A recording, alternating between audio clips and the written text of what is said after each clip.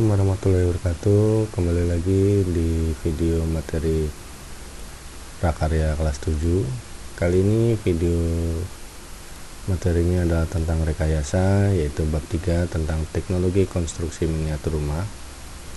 Sebelum materi pelajaran kita mulai, mari kita berdoa sesuai dengan agama dan kepercayaan kita masing-masing. Semoga bermanfaat dan mendapatkan ilmu tambahan dalam mendengarkan dan menyimak materi video berikut ini. Berdoa mulai.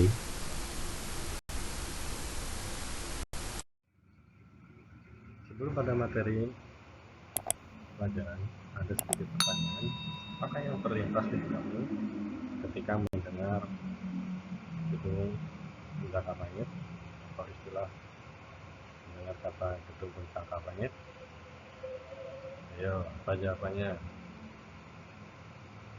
Ya, gedung pencakar langit adalah gedung yang tinggi menjulang ke atas, yang memiliki ukuran besar, memiliki celah-celah atau bangunan-bangunan di dalamnya itu ruangan banyak, atau mungkin yang gedung yang di atasnya bisa untuk mendarat helikopter, dia memiliki lift yang sangat panjang, memiliki anak tangga yang sangat banyak, dan macam-macam lainnya.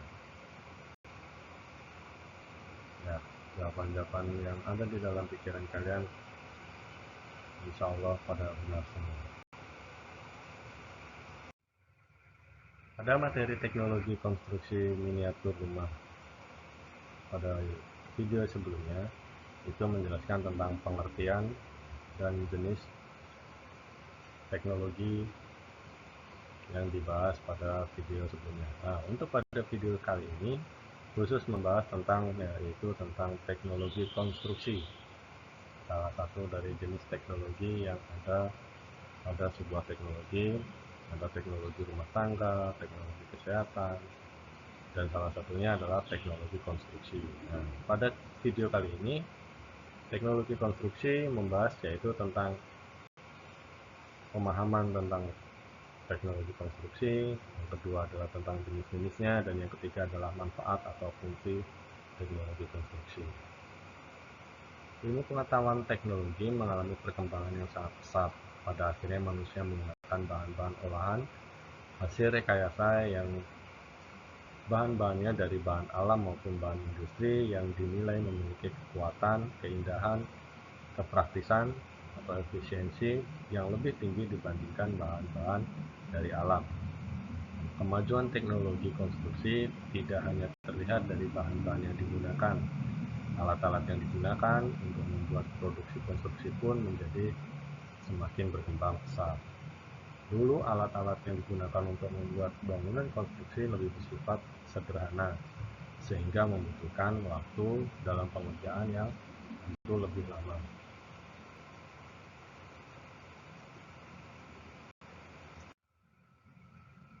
Yang pertama adalah kita membahas perkembangan teknologi konstruksi.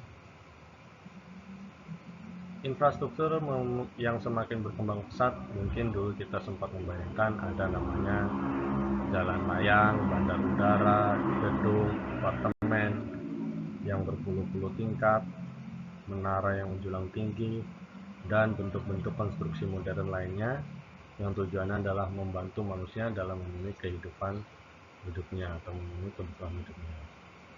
Manusia zaman dahulu atau manusia purba, sifatnya adalah manusia primitif, dulu hidupnya mungkin ada di gua-gua, di mana gua-gua ini sifatnya adalah sementara, supaya pada manusia zaman dahulu ini adalah untuk sebagai perlindungan dari namanya binatang atau hewan buas. Kemudian manusia mulai berpikir dan berkembang menggunakan bahan-bahan alam di sekitarnya. Mereka sudah memanfaatkan kayu, bambu, dan bahan alam yang lainnya, sehingga terjadilah atau terbentuknya lah konstruksi bangunan yang disebut sebagai rumah bilik. Seiring dengan perkembangan dan pola pikir manusia yang semakin maju, ada lagi yaitu manusia sudah mengembangkan teknologi konstruksi bangunan, sudah menggunakan bahan yaitu menggunakan tanah dan semen, sehingga konstruksi bangunannya menjadi kokoh, kuat, dan bisa menjulang tinggi ke atas.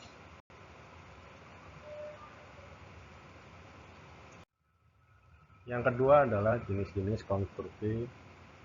Jenis-jenis konstruksi sangat banyak berdasarkan fungsi, manfaat, dan kegunaannya. Bangunan merupakan wujud fisik hasil pekerjaan konstruksi.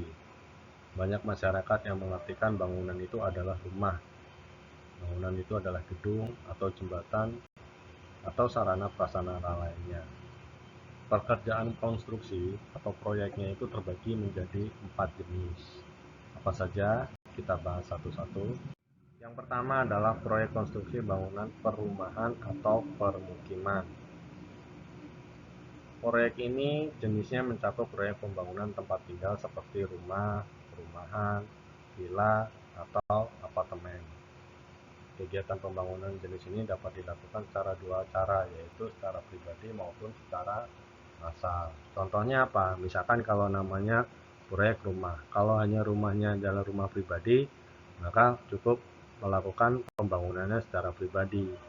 Tetapi jika pembangunan proyeknya ini membuat rumah yang lebih dari satu atau massal, seperti perumahan, BTN, klaster, itu sifatnya adalah bersifat massal, sehingga pembangunan tekstur, ukuran, dan bentuknya hampir sama.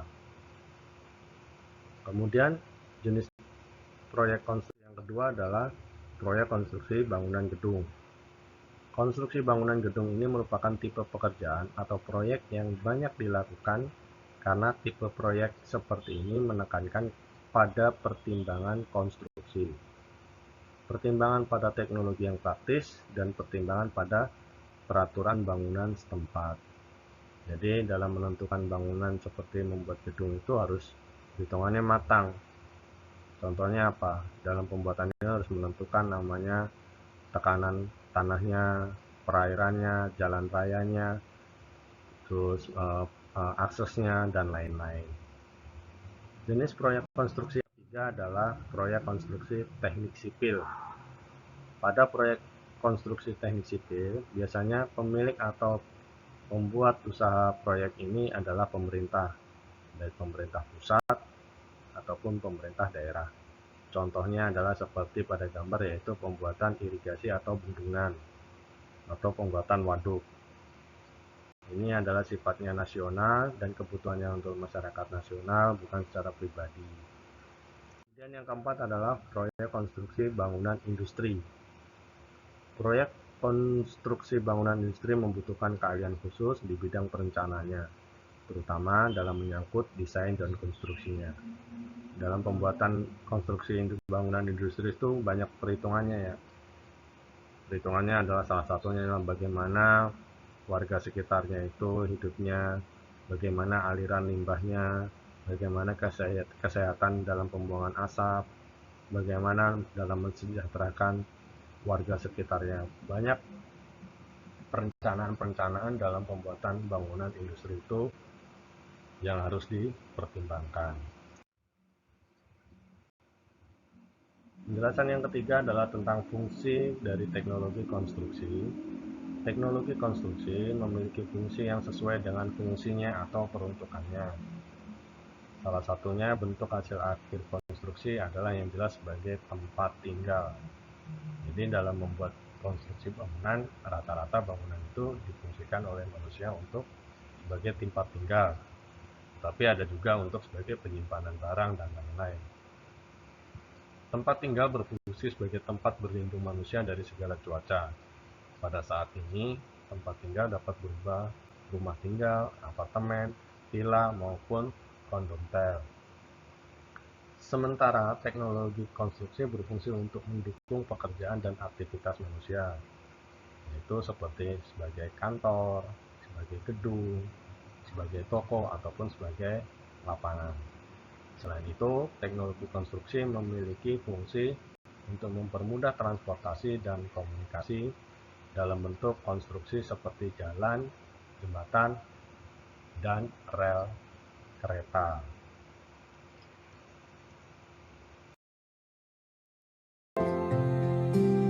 Demikian materi singkat penjelasan hari ini, yaitu untuk pertemuan kedua pada materi rekayasa teknologi konstruksi, baik dari perkembangan, jenis-jenis, dan manfaat atau fungsi konstruksi dibuat.